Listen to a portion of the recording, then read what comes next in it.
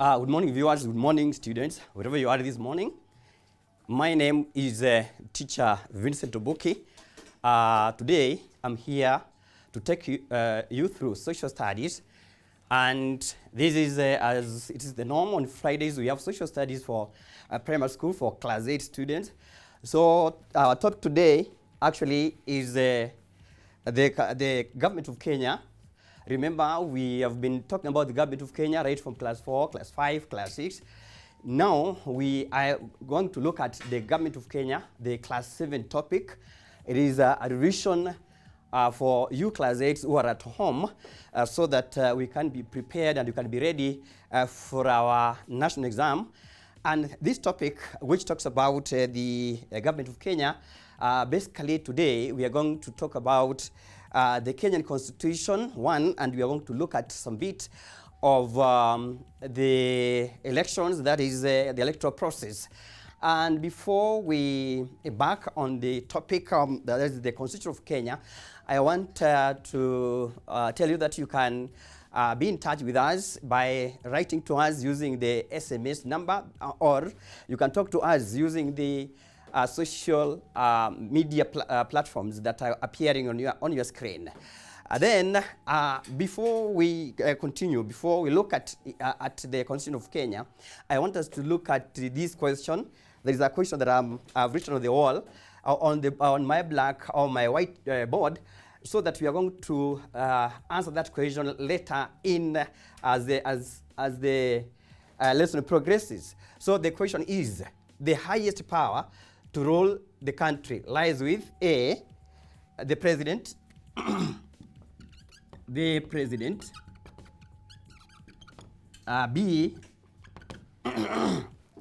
the speaker, C,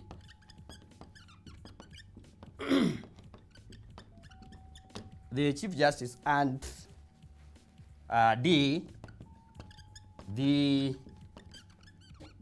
Attorney General. So that's the question I want you to answer. You can SMS your answer to me using the SMS number that is on your screen. And remember, as I've told you, my name is Mr. Vincent Obuki from Thika Road Christian School here in Nairobi.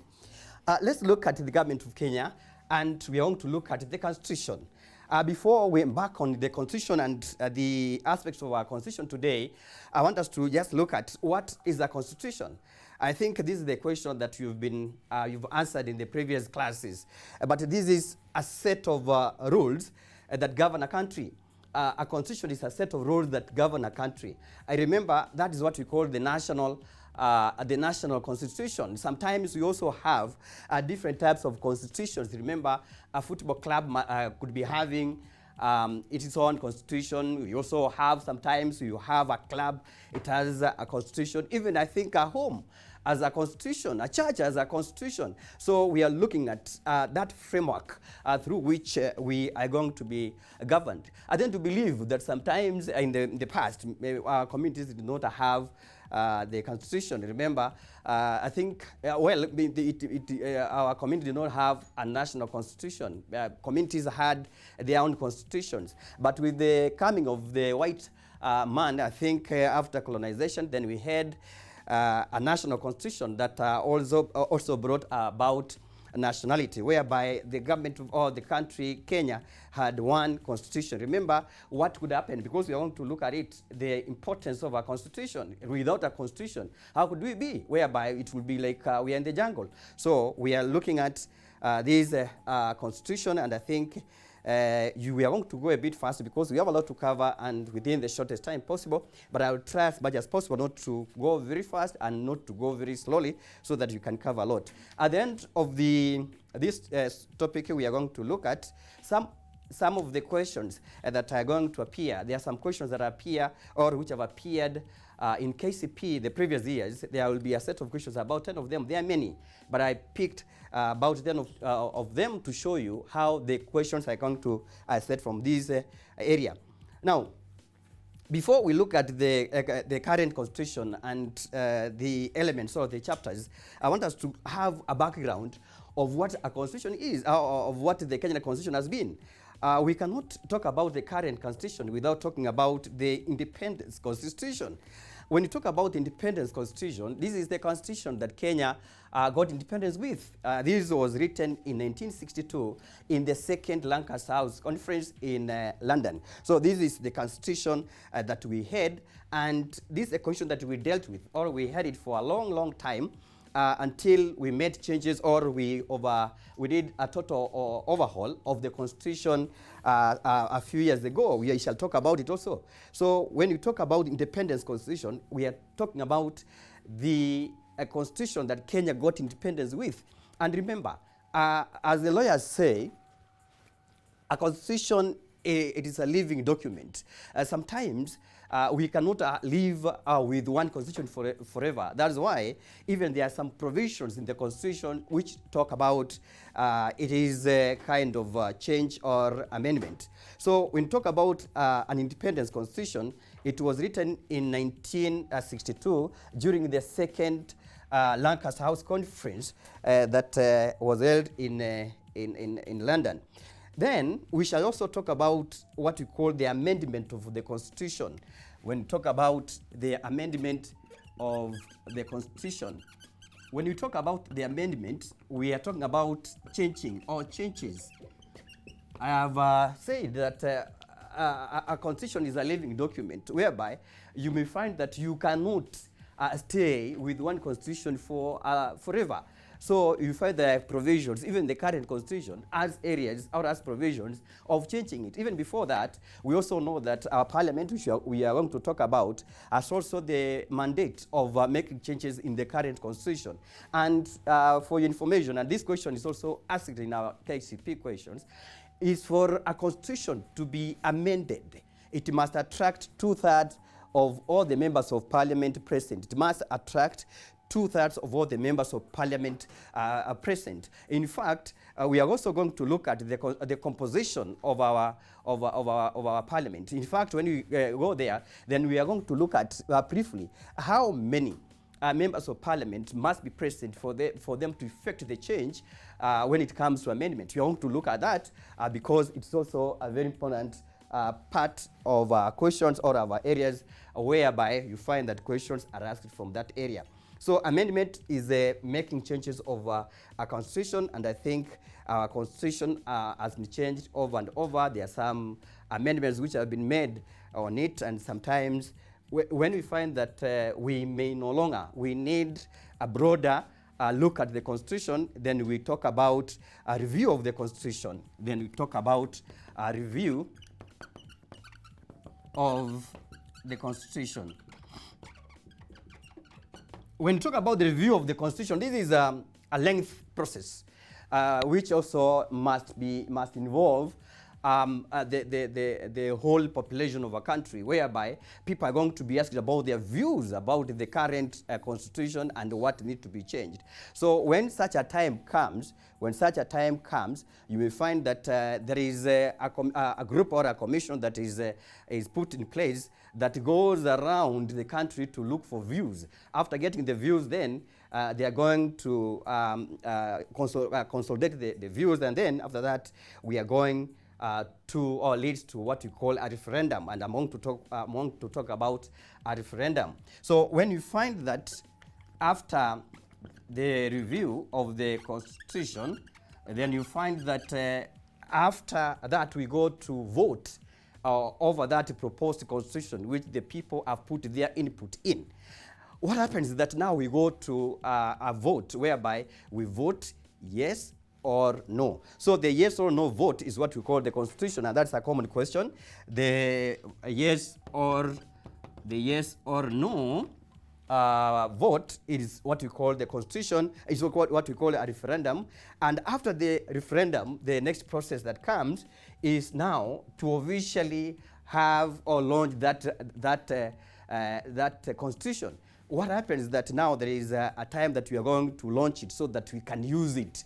That is what we call the promulgation of the constitution. Promulgation of that constitution. whereby that is the official launch of a constitution so that it can now be used by the people of that particular country. Remember, our current constitution that we are using, we normally call it the 2010 constitution. The 2010 constitution was promulgated, these dates are very important, on 27th of August 2010. Remember, in social studies we have dates of different events, and remember the examiner is going to give you different events, and it's going to ask you which one of the following is the correct order in which these events took place. So it's better that as we are revising for our national exam, then we must know that different events in history of Kenya, they have taken place at different times. And the promulgation of the constitution is such one event that took place on 27th August 2010. That is the current constitution we are talking about. And if you are aware of the current happenings, there is that clamor that we must also make some changes. That's why I've told you that the constitution is not static. It's a living document which must be changed to address and to correspond to the needs of the population at a particular time. Remember, the constitution touches every aspect of our life. So be it money, be it security, be it government, be it our culture, our constitution touches on those. And you find these are the things that keep on changing, and then they need to be addressed sometimes by changing the constitution or by making amendments on it. Now, let's go now to the core of our today's lesson. That's the class 7 lesson. We are talking about the elements of the constitution. I think let's look at the elements of the constitution. These are also called the chapters of the constitution. Remember, I gave you at the beginning of the lesson, there is a question I gave you, and I hope that you are writing the correct answer, because if you are sending the answer to us, then we should be in a position to read your answer at the end of the program or at the end of the lesson. The highest power to rule the country lies with the president, the speaker, the chief justice, and I want to add you one more answer there. Let me go against the KCP rules. Let me add D, the people of Kenya. I've given you, remember this is not a real question, KCP, which has 4 options, but this one has 5, as 5 options. The highest power to rule the country lies with, there is the president, there is the speaker, there is the chief justice, the attorney general, and the people of Kenya. So we have 5 answers there. From there, you can give me one correct answer. You can SMS your answer to the number on your screen, that is 0739 110-544, or you can use our media platform and communicate to us, that student that is at home and you're listening to me from your living room this morning, so that I can see whether we are together or what you know about this particular question, which is a simple question that can be asked in a KCP. Now, let's look at the chapters. Remember, the Constitution has got chapters. These are elements. These are sections of the Constitution. And in fact, the most common part I want you to know today is that, do you know how many they are? How many chapters of the Constitution do we have? That's very important. And if you know, do you know how, which Constitution talks about what? So today, I want us to know that the chapters or the elements of the Constitution, they are 18. So there are 18 chapters of the Constitution, which touch on different issues that affect the people of Kenya. So we are looking at the chapters of the Constitution, which are 18, and I hope my director is going to put them up. I'm going to talk about a few of them. The elements of the Constitution, the chapters, there are 18 of them. And I'm going to just take you through, and then after that I'll discuss a few of these chapters. 1, we have sovereignty of the people and supremacy of the Constitution as number 1. Then we have the Republic, number 2. Number 3, we have citizenship. Number 4, we have the human rights, normally known as the Bill of Rights. Number 5, it talks about the land and environment.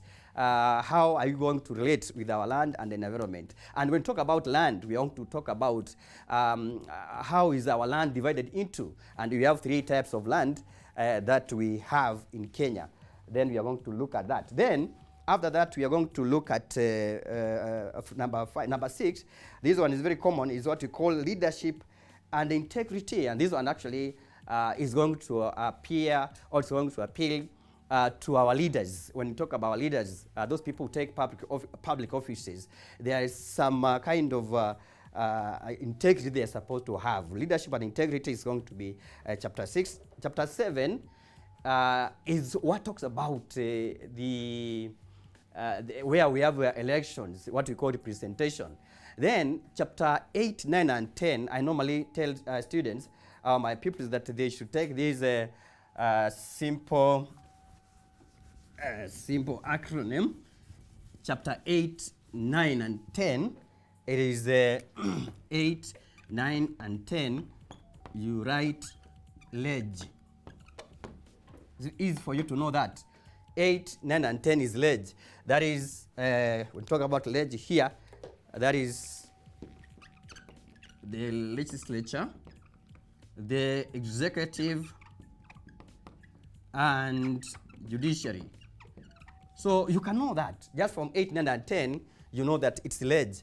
The legislature, the executive, and judiciary. And in fact, as we're going to look at some of the questions that I've given you, this question has been said, whereby they are asking you, what is the importance of a constitution? Actually, it's going to give us the structure of government. And remember, when we talk about these arms of government here, they are the legislature, the executive, and the judiciary.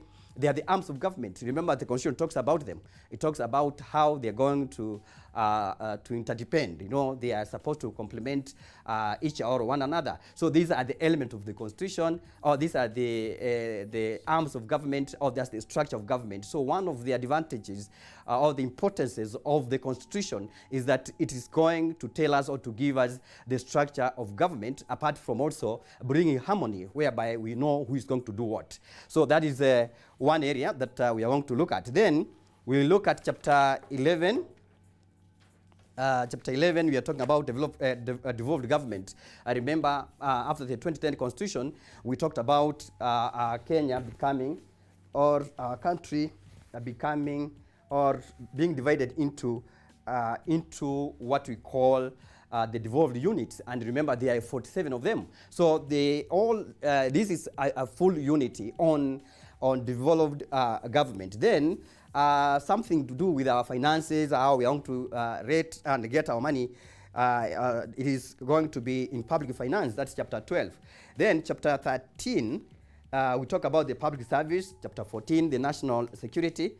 Chapter 15, commissions and independent offices. For example, the Teacher Service Commission, the Judicial Service Commission, they are under that. Then chapter 16, we talk about the amendment of the Constitution. As I told you that the Constitution is not static. This is a living document which needs to be changed over and over. So there is a roadmap that has been given. There is a journey. There is a way that this is going to be done. And this one has been given in chapter 16. Chapter 17, we have general provisions. And lastly, we have transition and consequential provisions, how we are going to transit from one particular constitution to the other. So we have the 18 of them, and I'm going to, because our syllabus, class 7, class 8 syllabus, talks much about 1 to 10 if you have been very keen. So we are going to look at some of the chapters and what they are, what they are about. So let's have a look at some of the chapters of this constitution. One, let's look at a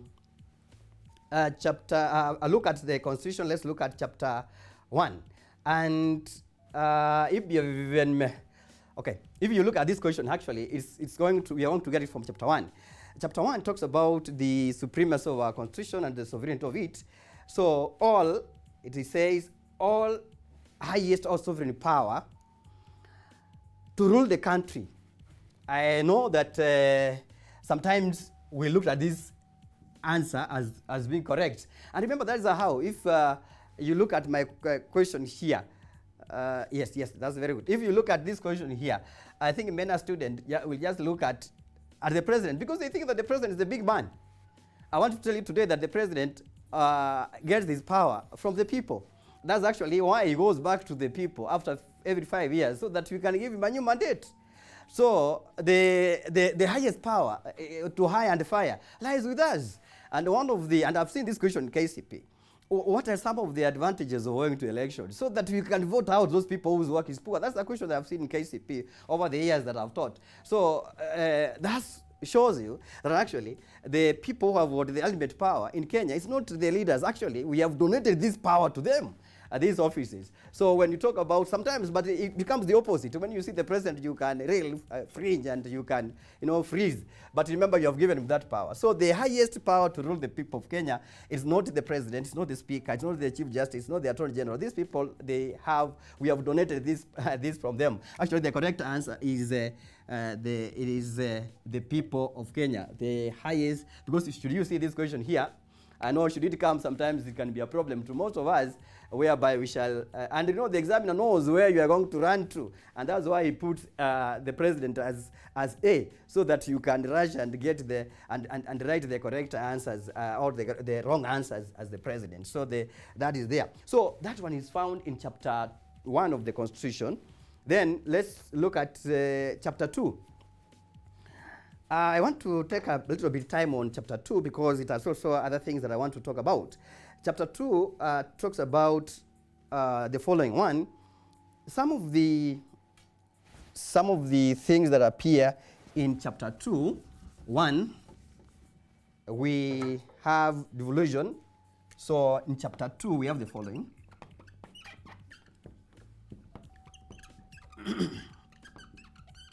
Remember, this is not devolved government, which is talked about in chapter 11. So it only talks that this, the country Kenya is going to be divided or to be divided into 47. It does not talk much about it. It only mentions that it's going to be, Kenya is going to be, is going to be divided into 47 units.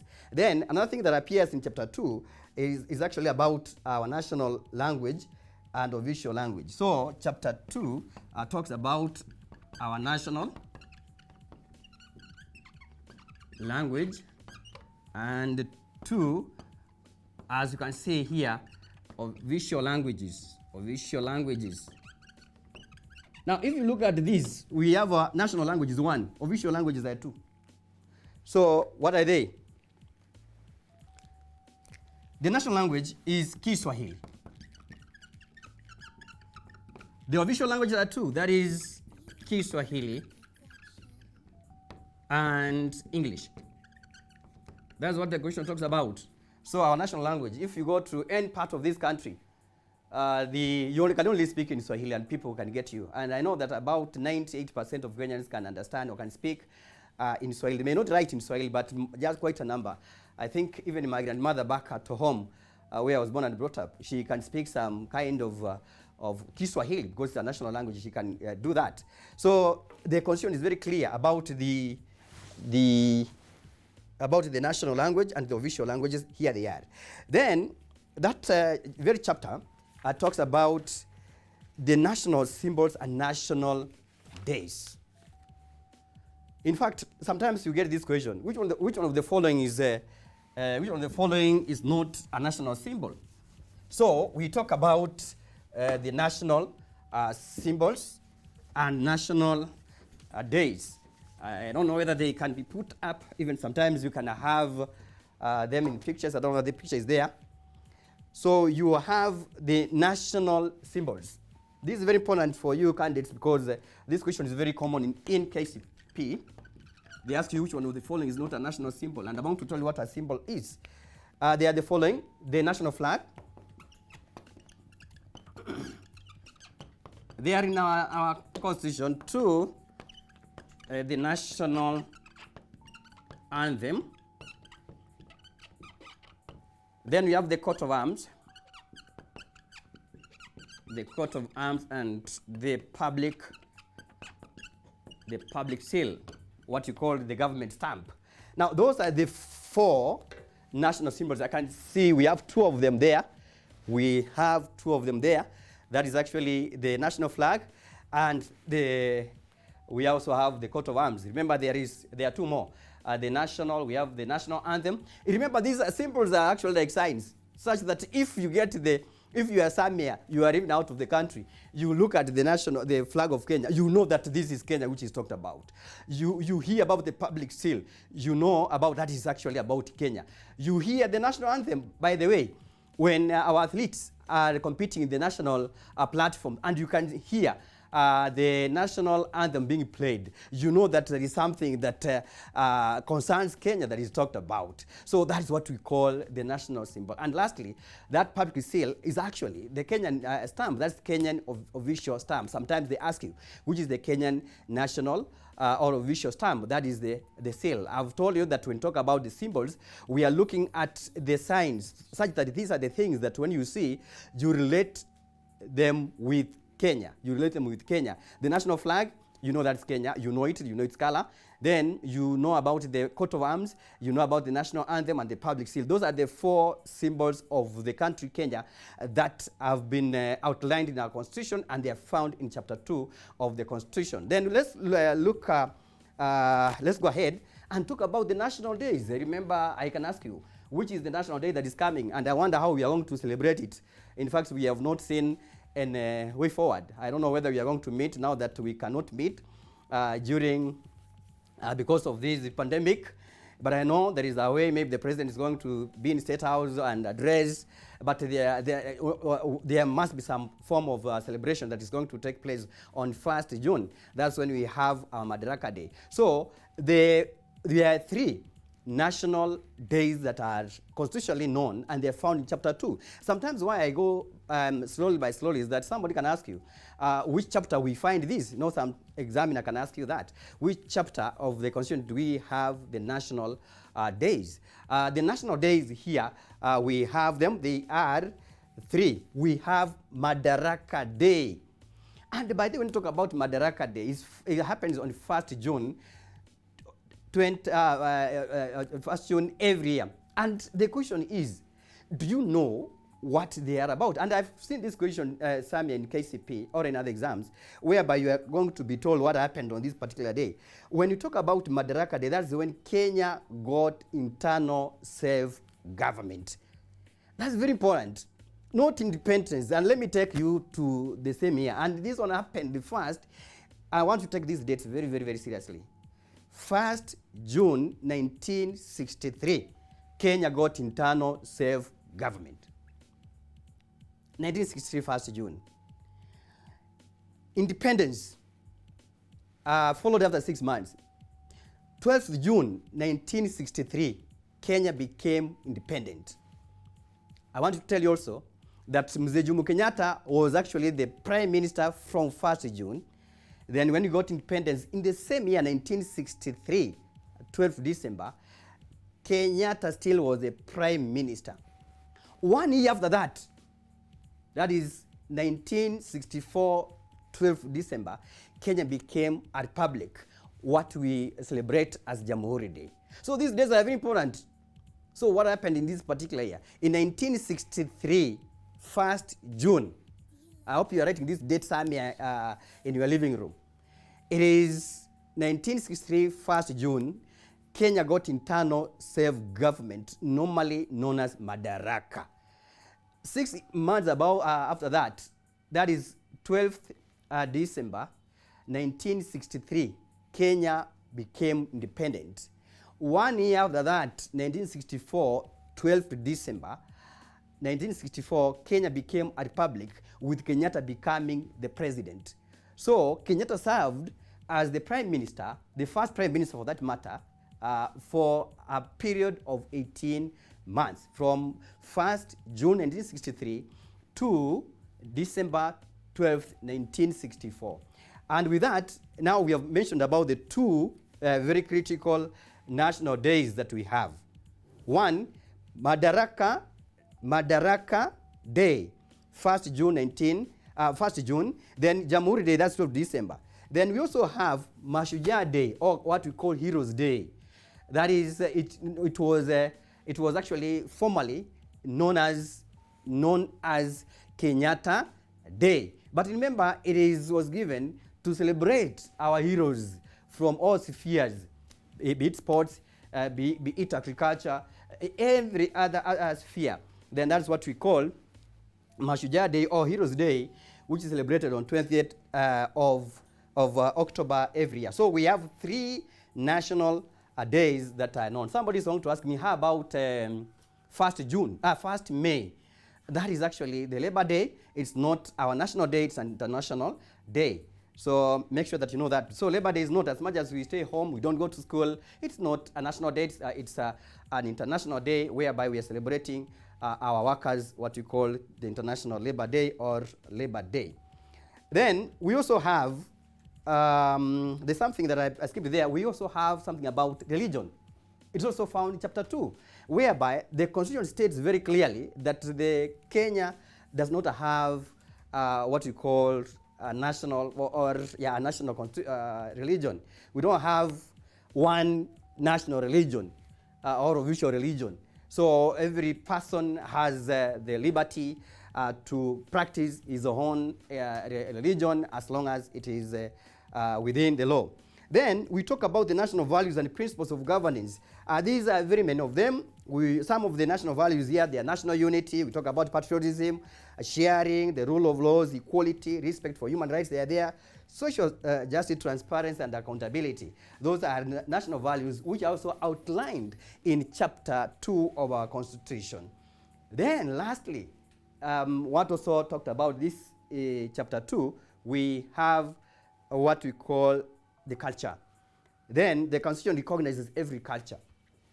That's why I tend to believe that in the new syllabus, we also have even books that are written in the first language. That is to continue with our culture, because Waswahili wanasema kwamba mwacha mila ni mtumwa. So the government, actually the government of Kenya, the nation of Kenya values your culture. And remember, culture, as looked at class 4, culture is the people's way of life. So every other people have their way of life, and they should be respected. And I think we should appreciate each other's culture, and then we should borrow the culture that is good from them, and then it's going to enrich our diversity. So let us respect other people's culture. Don't look down upon people's culture. Whatever they are doing, that is according to them, unless so long as they are not going to interfere with yours. So culture is given prominence in chapter 2 of our constitution.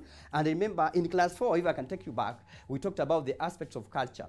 One of them being the language to medicine.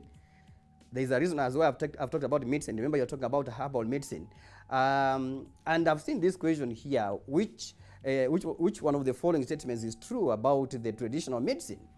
And the fact that is true there, I want to just mention, because I've seen some young students who had problems with that, is that the traditional medicine was actually given through or by trained personnel. The word trained was a problem to most of the students when I was in class, but I also want to share with you that they were trained indeed. And if I can ask you, how were they trained? Actually, they were trained through what we call staying with an expert, so that you can know about this herb, you can know about this fruit, you can know about how you're prepared. What we call apprenticeship, whereby you go and stay with an expert. After that, you are going to know 1 or 2 things about that medicine. Remember, medicine is very critical. It cannot be given by any quack here. So these people also, they had classes. But when, sometimes back when I was with my students in class, they asked me, well, how were they trained? Did you go to the medical school? Not that way. But that's the kind of training we are talking about. Remember, you cannot even give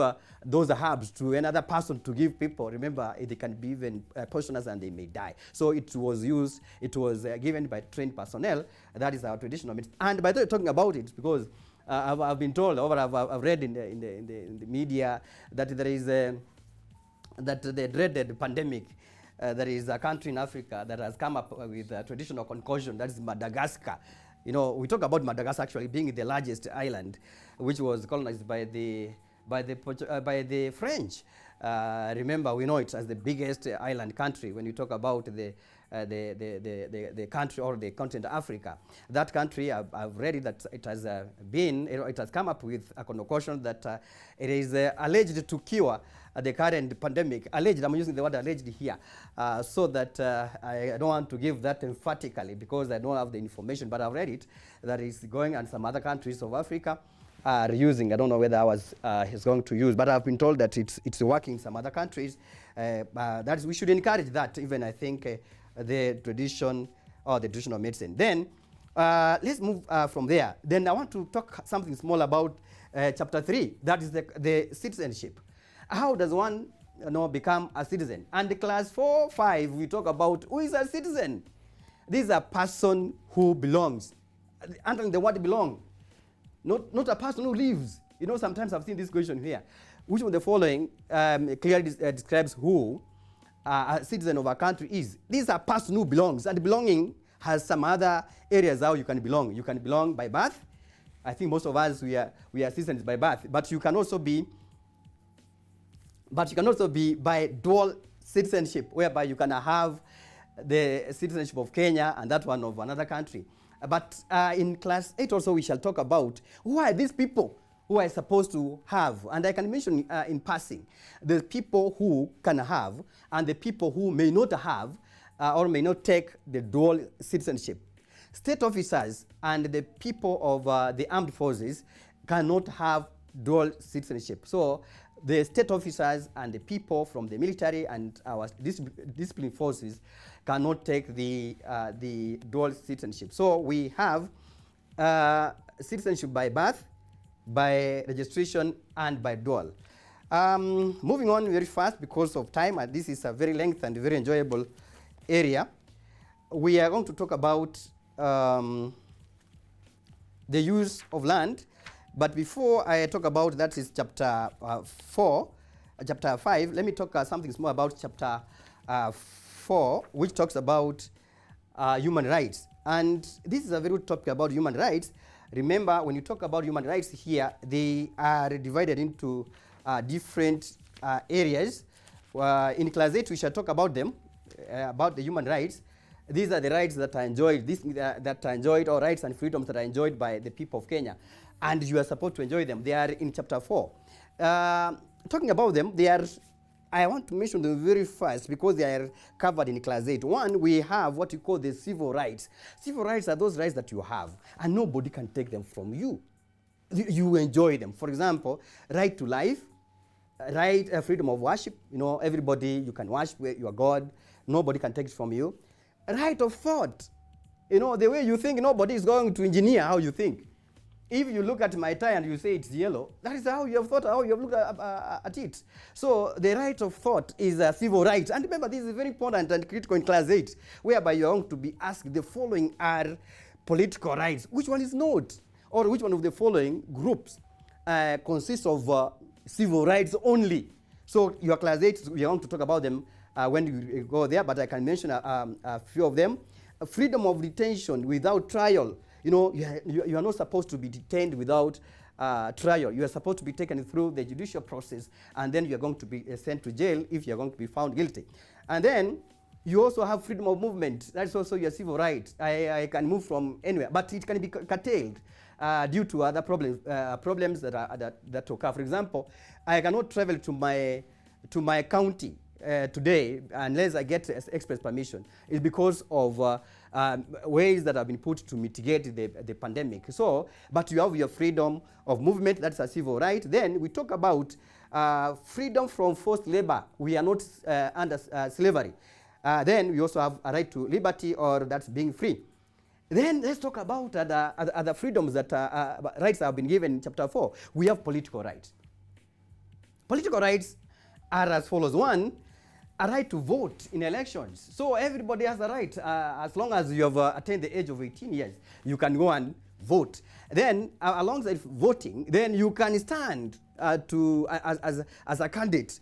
For example, if I want to stand to be a member of Parliament from where I come from, 2022, I'm planning. Then nobody should deny me that political right. Then I'll go back to the people of West Mugrango and I tell them that I want to be a member of Parliament. So it's upon them to decide when it comes to 2022 whether they are going to vote me in. And I think I throw my hat in the ring. So that's my political right. Then you also have when you talk about the political rights, then you have right of the freedom of association and assembly. Nobody should deny you, unless it's like a time like this when we are trying to mitigate the effects of the pandemic. Nobody should deny you the right to freely mingle with other people or join a political party or another association. So, when you talk about association and assembly, there is a thin difference between that. When you talk about association, is that you have the freedom to join an organization, any club, a political party, or another. Assembly is physically meeting, but now we have been told nowadays that we should maintain the physical and the social distances. But when things are okay, we can meet somewhere in your plot there where you are staying, in your estate. You can meet and discuss, have some tea. That is assembly. That's a political right because nobody should actually deny that. Then, alongside the political right, then you have the right to information. You have the right. That's why our media, like this one, has the right to go outside there and give us the raw information the way it is. Nobody should deny. And that's why sometimes we hear of journalists being harassed by maybe sometimes the security, which is unfortunate, because every person should get the information, and that's a right to Kenyan. That's a right to information, which is a political right. Then social rights, a right to marry and have a family when you are 18 years. That's your right. Then that is a social right. Then we talk about right to privacy. Nobody should know what, if you don't want to give out your details or your secrets, you have a right to your privacy. That's a social right. Right to healthcare and right to education. Remember, education and healthcare, they are social services. So I've talked those things in passing, but I know they are very, very important when it comes to our exams, and I've seen them in national exams over and over again. Please make sure that you know that. And lastly, on our rights, we have the right, we have the economic rights, the right to work and earn some money. So that is your economic right. Then a right to decent housing. You must live in a good house. Right to settle anywhere in Kenya, because once you settle anywhere in Kenya, it is assumed that you are going to propagate your economic means. So that is an economic right, and also a right to a good standard of living. That is as much as it's concerned. Because of time, I want also to talk about the other element of the Constitution, that is briefly land. We have three types of land. Land in Kenya, we have the community land which is owned by a community. We also have private land, which is owned by individuals or by citizens. And also we have public land, which is owned by the government. So we have three types of land, or three forms through which land in Kenya. We have public land, land that's owned by the government. We have the community land owned by specific communities. And then we also have private land that's owned by individuals. Remember, when you talk about the early forms of agriculture, we say one of the characteristics of early forms of agriculture is that land was owned communally. And the communities actually were given that land to till, but land belonged to a community. Now, let me talk about these three: the legislature, that's the parliament, and also talk about the judiciary and the executive. When you talk about the legislature here, I'm going to talk about it very briefly. This is also known as parliament.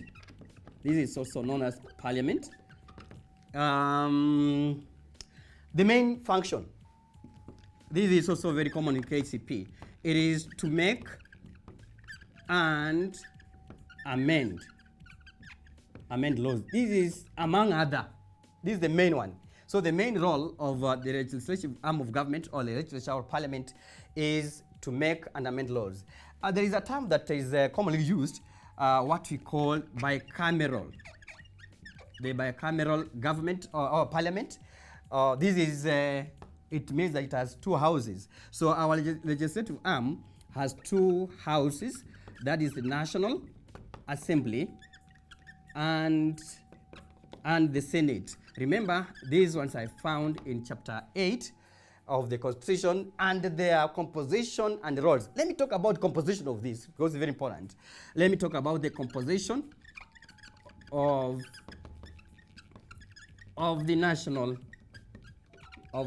Assembly. Who are the members? Remember, I talked before that if you're going to make amendments, then we need 2/3 of the members of parliament. Then after this, we are going to look at how can we achieve these 2/3. They are the following: 290 members elected to represent their constituencies. One of them, West Mugrango, we can say about Nambale, Kasarani, all those ones to make 290 of them.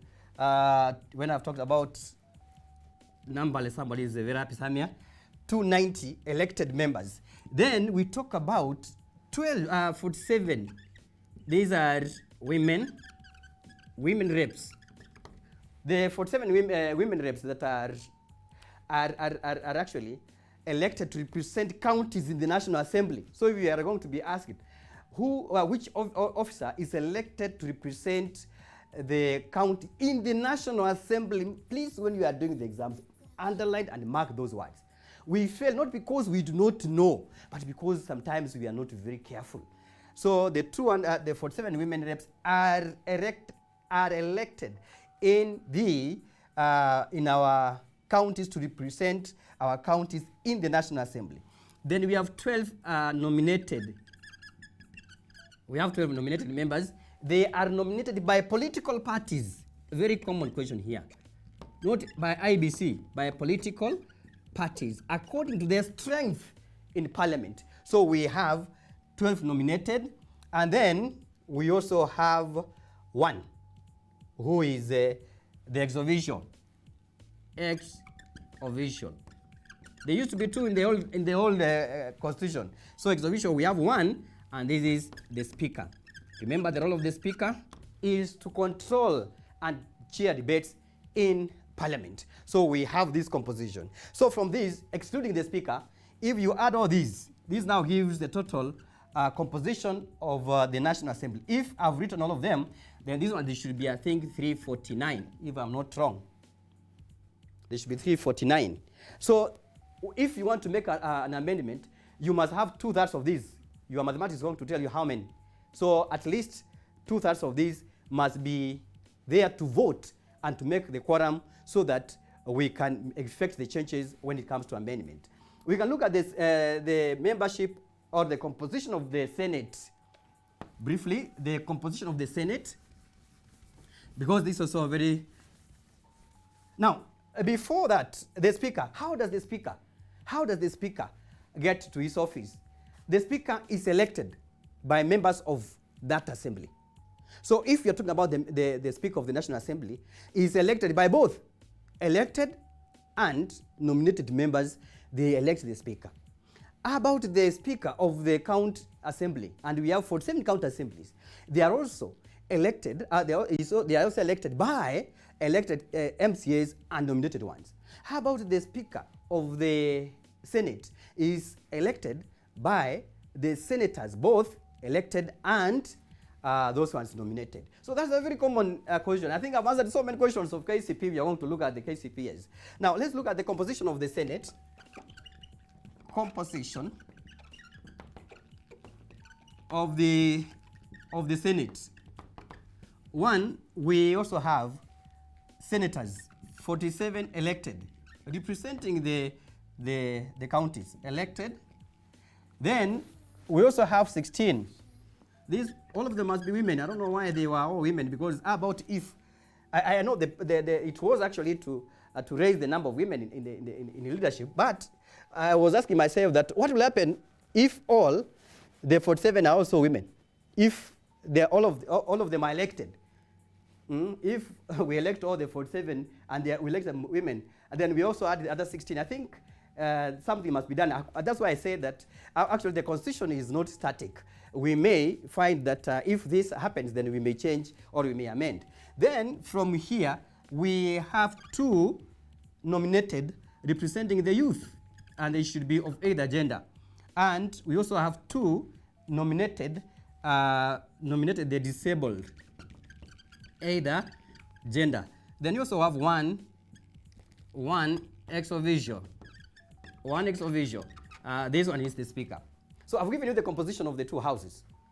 And this one actually is very well talked about in chapter 8. Chapter 9, we talk about the the executive.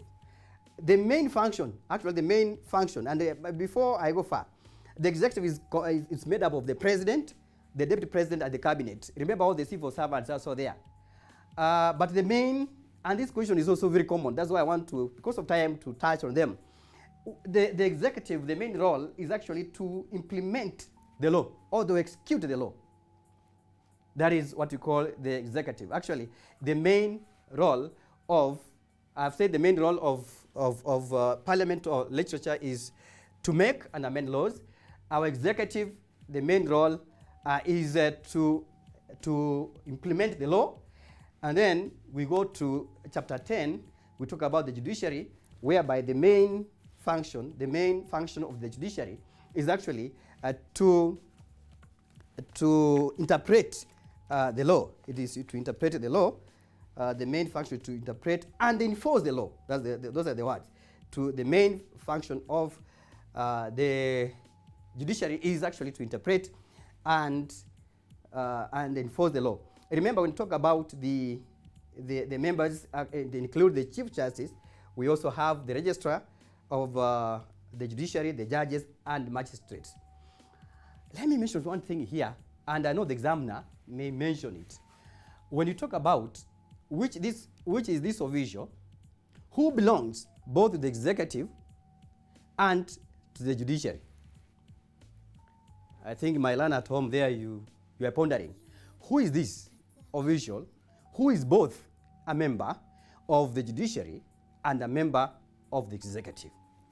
So if you can write to us your answer, we can look at it, but I am going to give you the answer. That person or that official who belongs both to the executive and to the judiciary, actually, that is the Attorney General. The Attorney General. Executive, how is he a member of the executive? He is a member of the cabinet. How is he a member of the judiciary? He is a member of the Judicial Service Commission. That is my understanding and my interpretation of this. That member actually belongs to the two arms of government.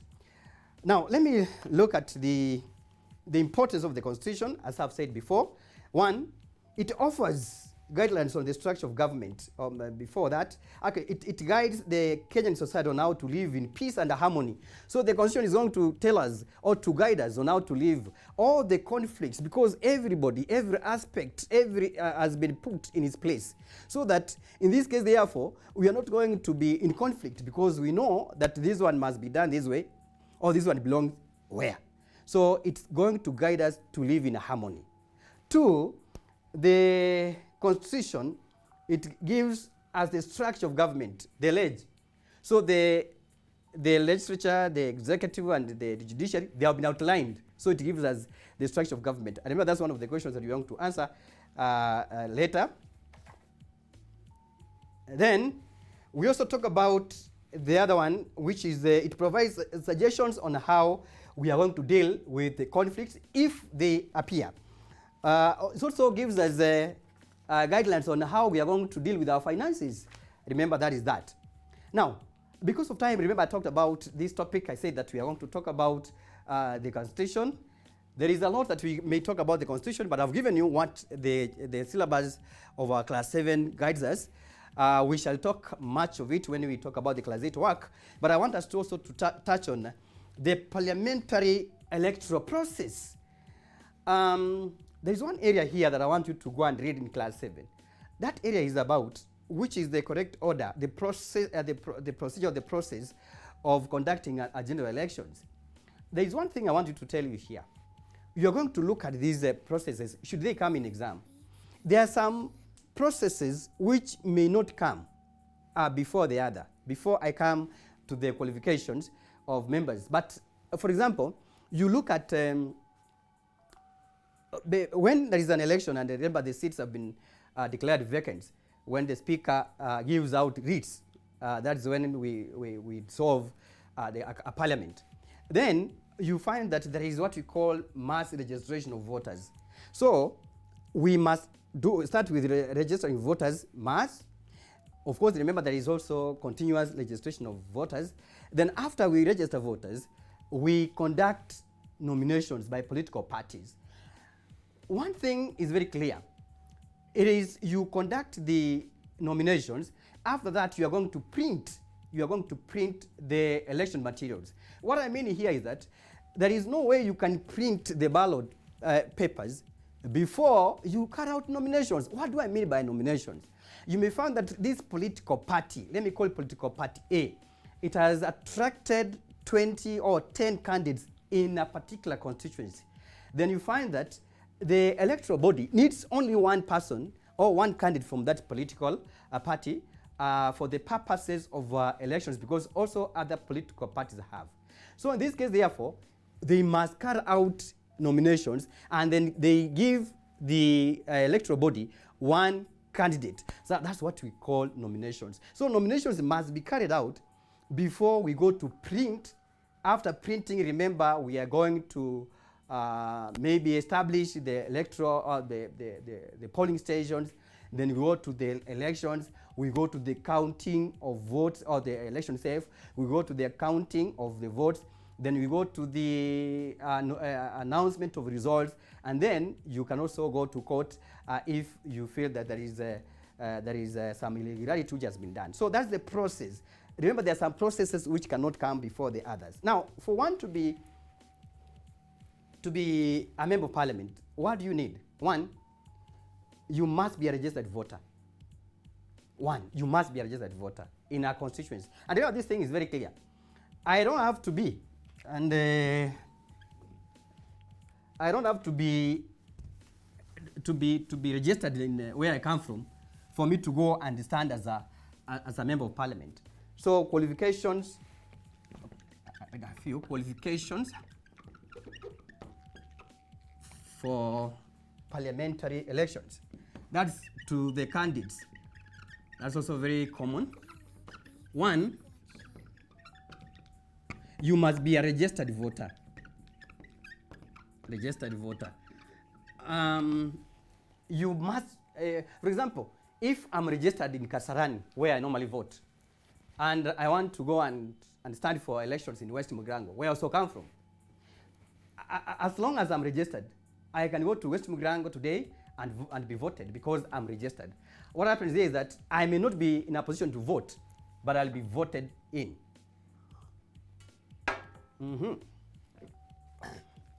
After that, then another qualification, I should be in a position to, should be able to read and write. And write in English and Kiswahili. We say they are visual languages so that you can communicate in the house, in parliament. Then you must also be a member of a registered political party. You must be a member of a political party.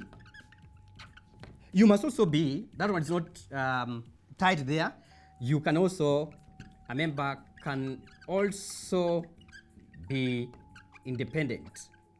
We have that provision. You can also be independent. So those are some of the qualifications that you should have. Then also you must also certify Chapter 6 of our Constitution. You must be certify the moral aspects of Chapter 6 of the Constitution. So those are the aspects. Once you have those ones, you are good to go. Now, once you are in parliament, how can one lose a parliamentary seat? One, if a member, how a member can lose a parliamentary seat. If a member is imprisoned for more than 6 months. I think that those are very important. Those are key areas, and there are questions are going to be, we have questions that are going to be there very soon. In fact, after this, we are on to the questions, and we are going to answer them. Let me go through this very fast before I look at the questions that have appeared. One, once you are a member of parliament, you've been elected, how can you lose? Let's finish up very fast. In fact, we have very few minutes, about 5 of them or less. So let's do the following. Right, let me go through. How one member can lose a parliamentary seat. If a member is imprisoned for 6 months, 1. 2, if a member is declared bankrupt by a court of law. 3, if a member resigns by writing to the speaker. In fact, you cannot go to a public rally and say that, oh, mimi nimejiuzulu, if you have not actually written to the speaker. Then, if a member is found guilty of an election offense, if a member is proven not to be a Kenyan, if a member is elected speaker, and if a member is elected speaker, not deputy speaker, but if a member is elected speaker, sometimes the examiner can bring you deputy speaker there, but with you have seen the speaker, you are going to give that. If a member is elected deputy speaker, and if a member is recalled, my director can put up the questions. I'm not going to go through them. You can put up the questions for the students to know. 2018, I can tell you where you are going to look at those as they're on the wall. I'm not going to discuss them because of time. Now, 2018, number 56. In fact, the question is, in Kenya, the parliament is made up of the National Assembly and the Senate. I talked about the cabinet. Okay.